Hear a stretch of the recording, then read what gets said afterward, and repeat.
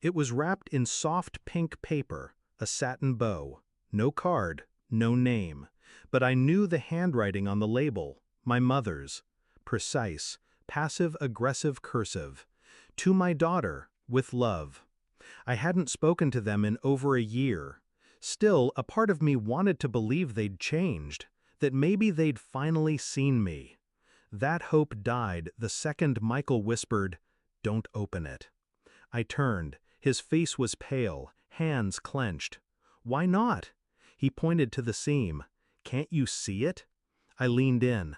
The paper bulged slightly at one end. The tape was crooked, too neat to be careless, too subtle to be innocent. Then I saw it, a tiny wire tucked into the fold. My stomach dropped. 1 year ago, I left that house for good. No slamming doors, no shouting matches. Just quiet understanding that they never loved me for me, only for control. When I married Michael, they called it betrayal.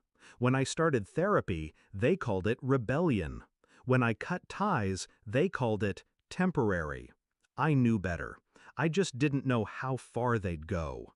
It started with little things: credit card fraud, emails accidentally CC'd to my boss, a forged letter sent to my therapist claiming I was a danger to myself. But this? This was new. This wasn't sabotage. It was a message. Michael didn't panic. He rarely does. He stood still, watching me process it. Then he said, "You need to call them now." No, I need to call someone else. 28 minutes later, the unmarked sedan arrived. 2 officers, calm but alert. Bomb squad followed, discreet, efficient. They scanned the package, confirmed our suspicion. Inside wasn't a bomb, not in the traditional sense. But it was rigged. A tracking device, a listening chip, a cocktail of sedatives sealed inside a false bottom, designed to disperse if opened too fast. Gift box my ass. The officers asked who sent it. I handed them the box label. I didn't cry, didn't flinch, just said, "That's my mother's handwriting." 3 weeks ago, I got a call, blocked number. I let it go to voicemail. It was her voice. "I know you think you're strong now, but we still know who you are, and we know what you're hiding." That was her way. Threats veiled as concern. Love laced with poison. I deleted it, but not before forwarding it to my private drive. I knew it would be useful. 6 months before that, my father sent Michael an envelope.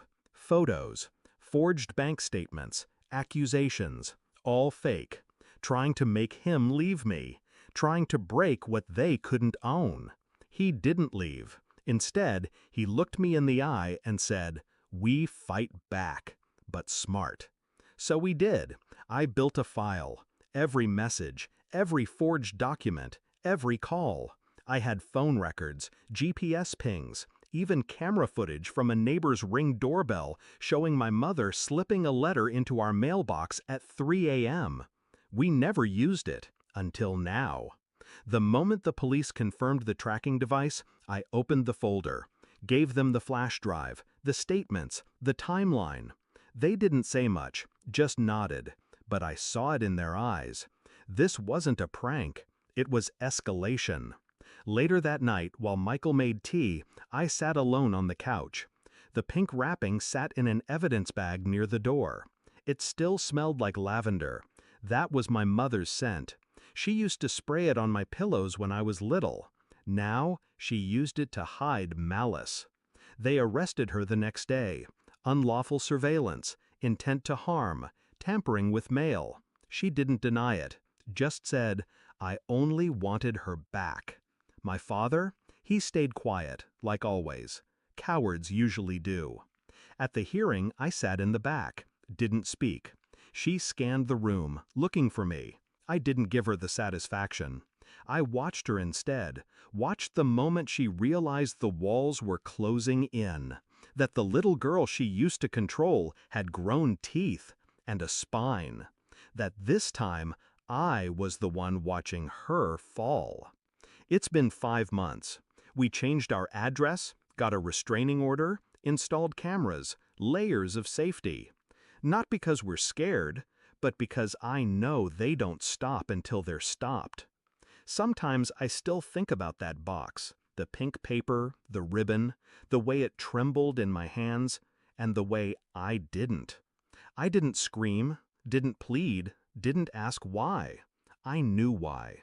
Because power, to people like them, isn't love. It's ownership. And the second I walked away, they lost that power. So they tried to claw it back. But they underestimated one thing. The quiet ones don't break. We build. That box was never meant to be opened. It was meant to scare me. But all it did was prove I was right. I didn't open it. I opened everything else instead.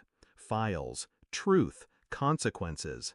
And 30 minutes later, when the police knocked, I finally felt safe.